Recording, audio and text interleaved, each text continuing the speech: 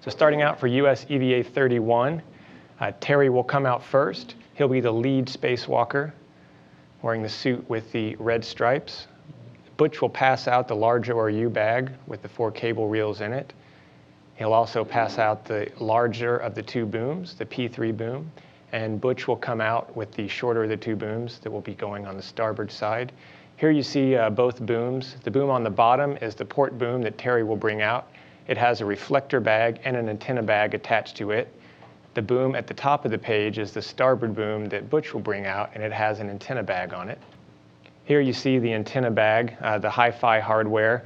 We configure the antennas in this way to protect the delicate surface on the end of the antennas. Here you see an antenna. In the upper right-hand corner, that white surface is the area that we're trying to protect. We also have a protective cover that will be installed on it. You see that cover at the top of the screen here.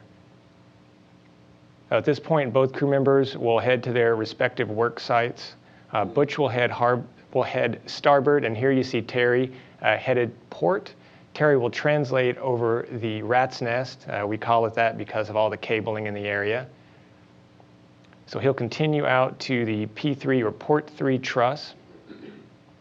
There he'll install his boom into a worksite interface or whiff.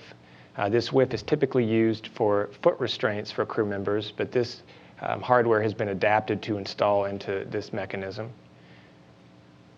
Once he gets the boom installed, Terry will remove both bags and stow those on structure. He'll then open up the antenna bag. You see that opening up here, flashing. He'll remove both antennas and install them on the boom. From there, he'll remove the protective cover from the antennas and stow those in the crew lock bag. Here you see the antennas in their final configuration. We have both antennas installed. We also have retro reflectors installed. We're going to wait till the end of the EVA to get these installed because they're delicate and we want to protect the glass on those reflectors. So meanwhile, while Terry is working on the port side, Butch will head out to the starboard side. He'll head out to S3, or the starboard 3 truss. He'll install the shorter of the 2 booms in S3 whiff 13. Once he gets that installed, he'll move his crew lock bag with antennas in it off to a handrail. And then he'll open up that bag and install both antennas into the boom. He'll use a pit pin or pull-in, pull-out pin to secure these to the boom. Once both are installed, he'll remove the protective covering from the antennas. At this point, he'll close up the bag and leave it at the work site because we'll use it to bring back in caps later in the EVA. So at this point, both crew members will be headed back towards the US airlock. Here you see Butch headed back to the large ORU bag. This contains the 4 cable reels that will be deployed during the EVA. He's going to move this bag to the US laboratory to get it in close proximity to the debris shield that the Z2V2 system connects under. So here you see Butch and Terry working together to remove the debris shield. They'll demate a connector under that shield and mate the C2V2 connector, and then reintegrate this J7 connector that they demated into the C2V2 cable. Here you see the J7 connector that the crew will demate. This actually runs to GPS and KU band antennas. Here you see the C2V2 connector. The connector on the left is the one that will attach underneath the shield. The one on the right will reintegrate the GPS and KU band system. The crew will then work together to reinstall the shield. At this point, Butch will head over to the large ORU bag and he'll retrieve 2 cable reels. He'll hand one to Terry and he'll keep one for himself. And they'll get ready to route the port legs. Here you see 4 of the cable bags. These bags are all tied together by one connector that you see at the bottom of the page here that connects underneath the shield. Here you see the 100 feet of cable coiled up inside of one of the bags. As I mentioned, both crew members will be getting set to head out port for their routing. This graphic shows the 2 legs that route port, which they'll take care of first. Once that's complete, they'll route the 2 starboard legs that head out to S3.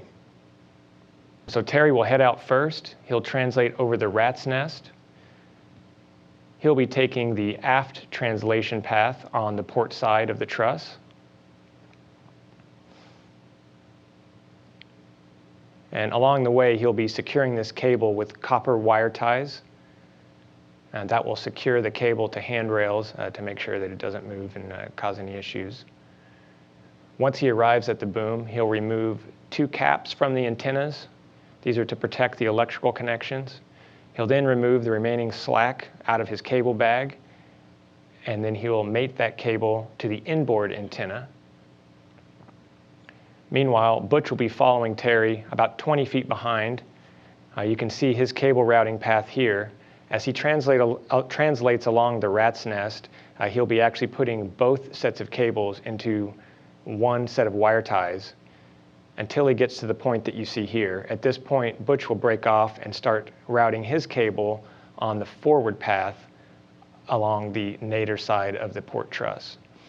This will separate both cables by about 18 inches, and it'll protect the system from being taken out by a single debris strike. So once Butch arrives, he'll hand his cable off to Terry. He'll mate that to the outboard antenna, completing the connections on the port side. So the last thing to do at this work site will be to install 2 retro reflectors onto the boom. Terry will take care of that. Here you see the reflectors that will be used during this EVA. It's used for visiting vehicle range finding. You also see the delicate glass surfaces that we're trying to protect, and that's why we want to install these last thing before we head out from the work site. At this point, they'll start cleaning up this work site. Terry will take the reflector bag and bundle that to his empty cable reel bag. Butch will take the antenna bag and he'll bundle that with his empty cable reel bag. Both crew members will head back to the US laboratory. They'll stow their empty reel bags and the empty crew lock bag in the large ORU bag. And they'll both pick up a cable reel. And this time they'll head out starboard.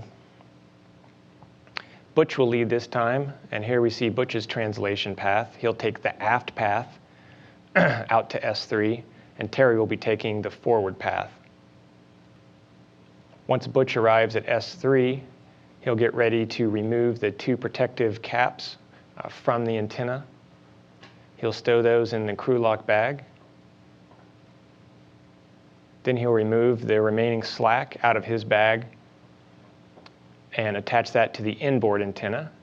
At this time, Terry should be arriving at the work site. He'll drop off the reflector bag and leave that for Butch. He'll then pick up the crew lock bag that now has caps and protective covers in it, and he'll bundle that with his empty cable reel bag. Terry will then pull out the remaining slack of his cable, hand that off to Butch, and Butch will mate the final connection to the C2V2 system, the outboard connector on the starboard boom. At this point, Terry will head back towards the airlock. He'll take his empty reel bag and crew lock bag. He'll stow those into the large ORU bag and get this ready to bring back inside. Meanwhile, Butch will finish up out on the starboard truss. He'll install the final retro reflector onto the starboard boom. Once this is complete, he'll take the empty reflector bag and he'll stow that on his cable reel bag and head back to the airlock. Butch will ingress first with those 2 bags. Then Terry will pass in his large ORU bag. And then Terry will ingress and he will close and lock the hatch, completing US EVA 31.